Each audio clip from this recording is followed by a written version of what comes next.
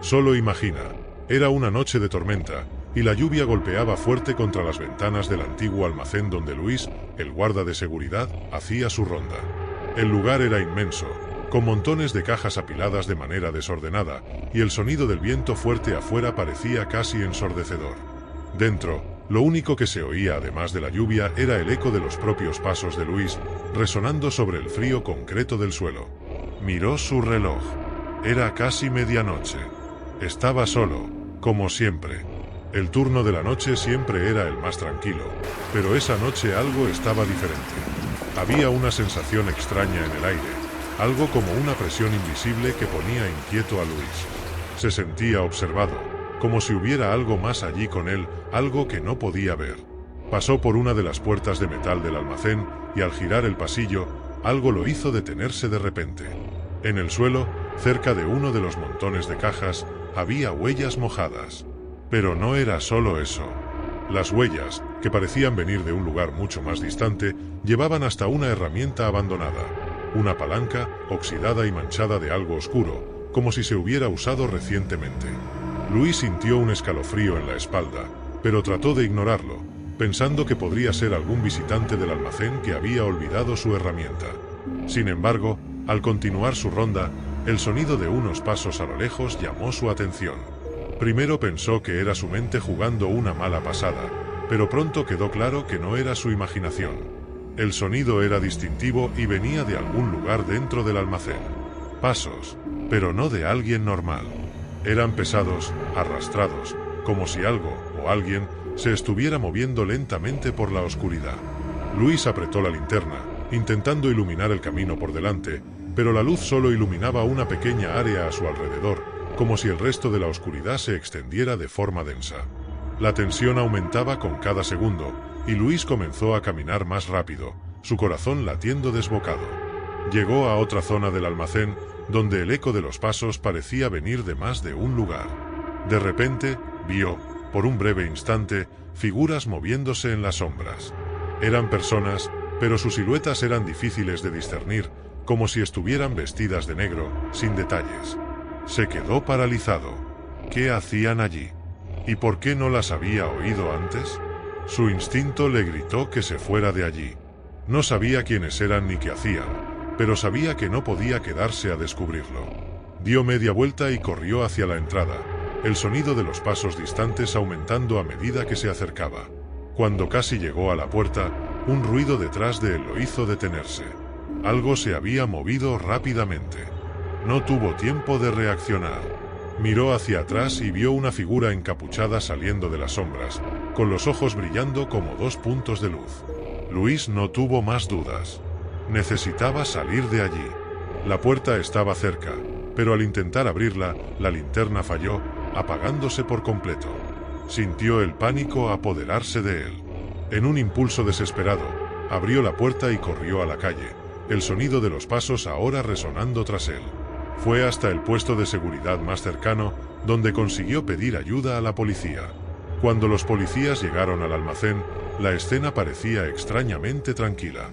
No había señales de nadie y las huellas mojadas habían desaparecido, como si nunca hubieran estado allí.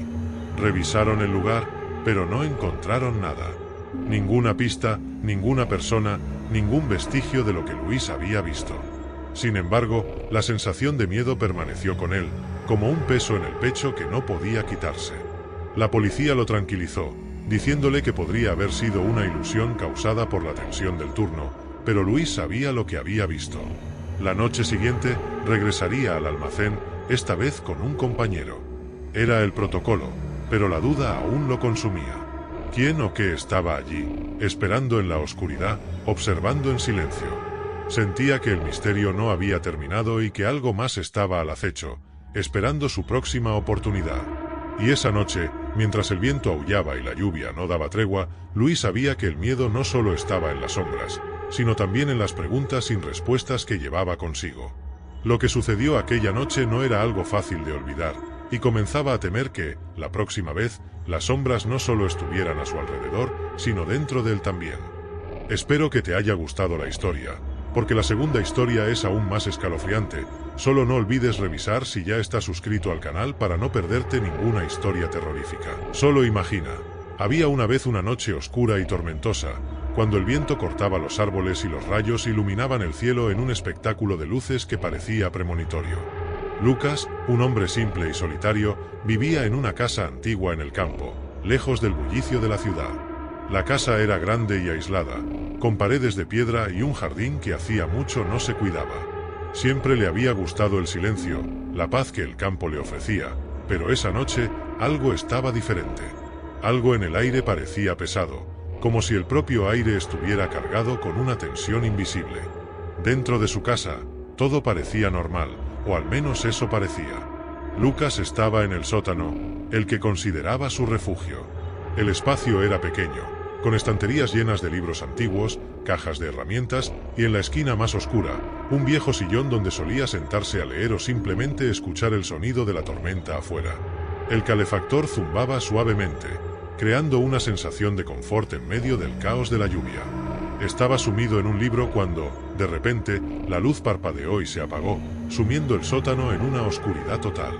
El sonido del calefactor cesó, y una extraña sensación de frío lo envolvió, como si la propia casa hubiera comenzado a respirar de una manera diferente. Se levantó, tanteando en la oscuridad, y fue hasta el interruptor, pero nada ocurrió.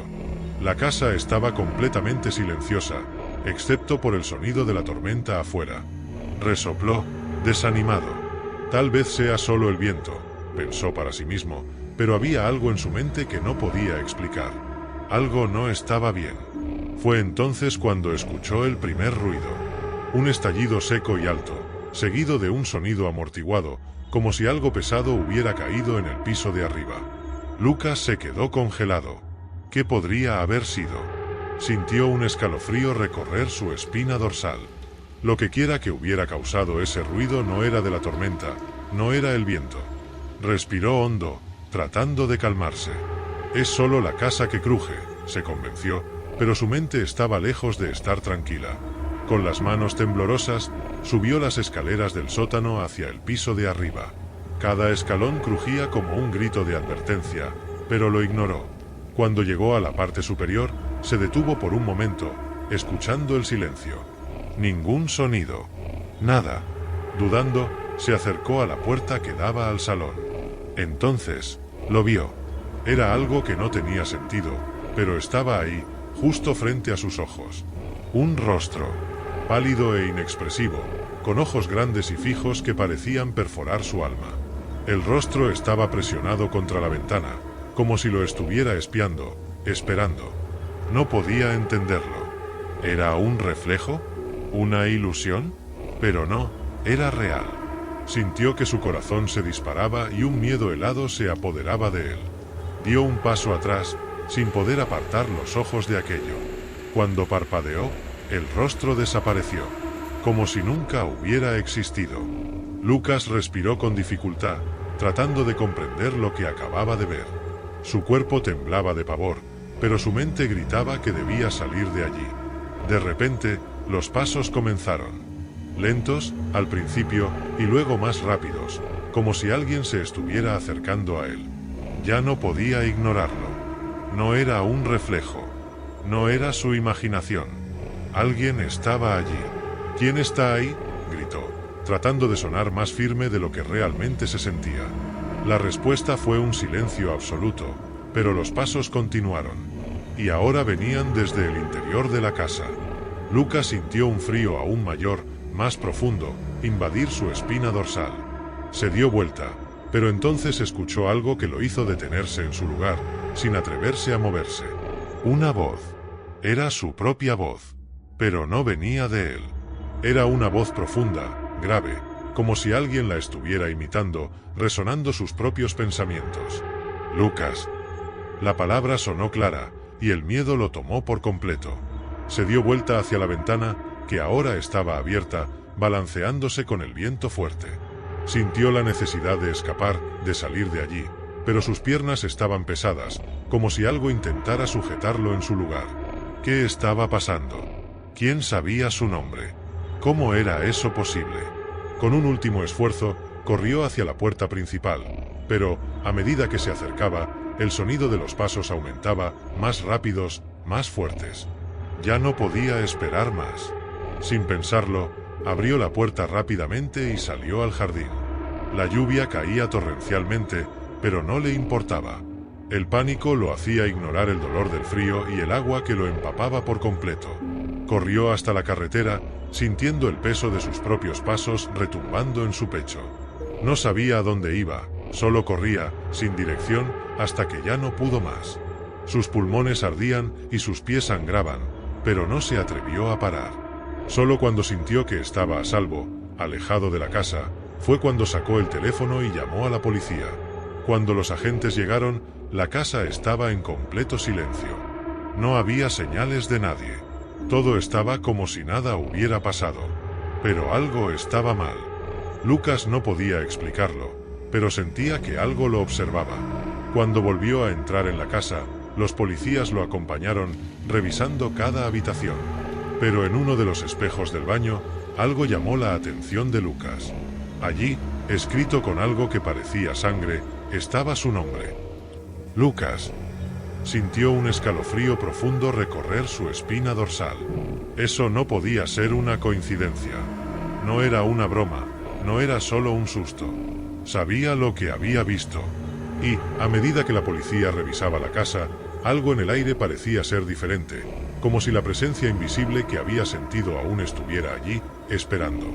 La policía no encontró nada más. No había vestigios de los invasores. Pero Lucas sabía que ya no estaba solo en su casa. Sabía que, cuando llegara la noche de nuevo, el rostro volvería a aparecer en la ventana. Y ya no podía engañarse. Ya no estaba seguro en ningún lugar. Algo se había aferrado a él, algo que no lo dejaría ir tan fácilmente. Y, cada noche que pasaba, Lucas sentía que la oscuridad ya no estaba solo afuera, sino dentro de él también. Porque, al final, la verdadera pregunta no era si los invasores volverían. La cuestión era, quiénes eran ellos y qué querían de él. Y, por más que intentara escapar, sabía que, en algún lugar, en esa casa silenciosa y oscura, algo aún lo observaba. Algo esperando, en silencio. Espero que te haya gustado la historia, porque la tercera historia es aún más escalofriante.